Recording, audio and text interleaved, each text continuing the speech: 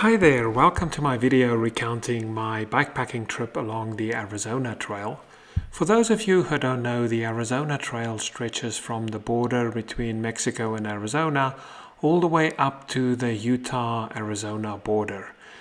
If you do the full trip, you'll actually cross the Grand Canyon. You have to disassemble your bike when you do that, and then ride the last couple of miles up to the Utah border. I didn't quite have the time for that, so my goal was to ride from the border all the way up to the Grand Canyon, and actually did that as a fundraiser for the Zambia Carnivore program.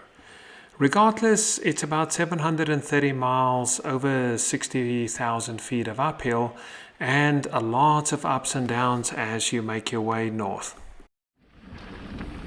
Of course, the reason we do these trails is partly to get away from everyday life for 2 weeks plus, and also to just enjoy the sheer wilderness and single track and technical single track. The nice thing about the Arizona Trail is that it's such a variety of environments, down from the desert to up in the snow and pines and aspens.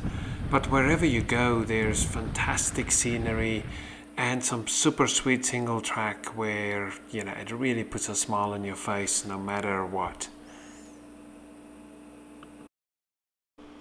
Of course, you also have to take time to enjoy the scenery, and there's an abundance of that all along the route from the desert up into the mountains and high up into the colder areas.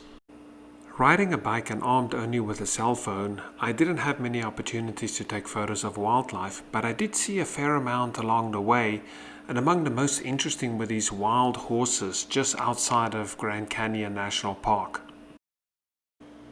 Bikepacking is similar to backpacking, the difference being that you carry your provisions, tent, food, everything on your bicycle, and that allows you to set up camp just about anywhere along the trail.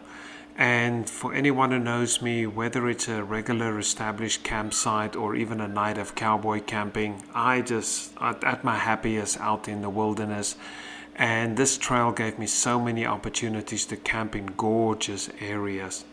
Normally towards the end of the night, I would look for a campsite, and this was one of the most amazing ones that I found.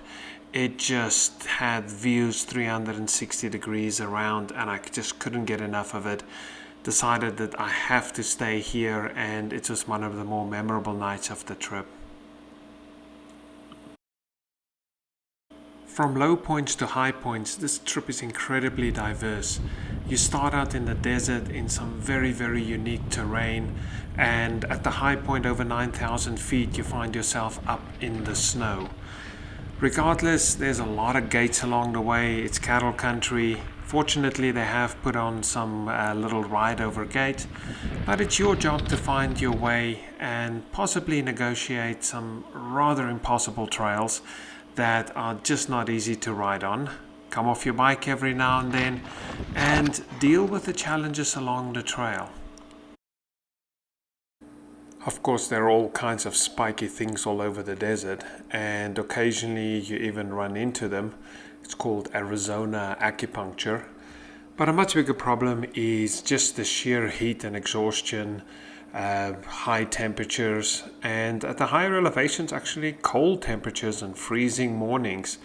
But you adjust, and of course, if you do make your way out into Arizona, the biggest question is always about snakes, and you will run into them most likely somewhere, but they don't mean you any harm and tend to try and get out of your way.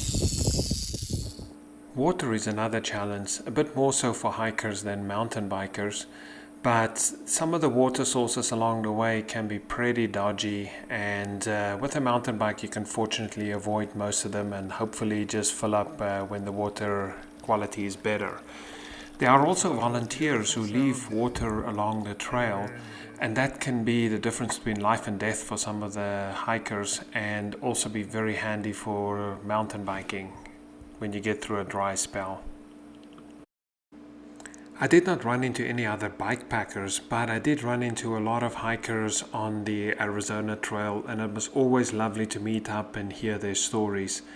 I also had a very interesting time at Kentucky Camp where these three ladies who are trail angels, supporting hikers and bikers on the trail, just came over for the weekend and were cooking up burgers for anyone who wanted them. So thank you so much for your help and your support.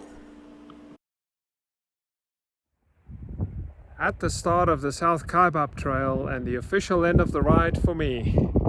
Whew, it's over. Well, thank you for watching, and feel free to check out my other video that has some more ride footage and a bit more of a day-to-day description of the trail. Otherwise, get out there and do this amazing ride.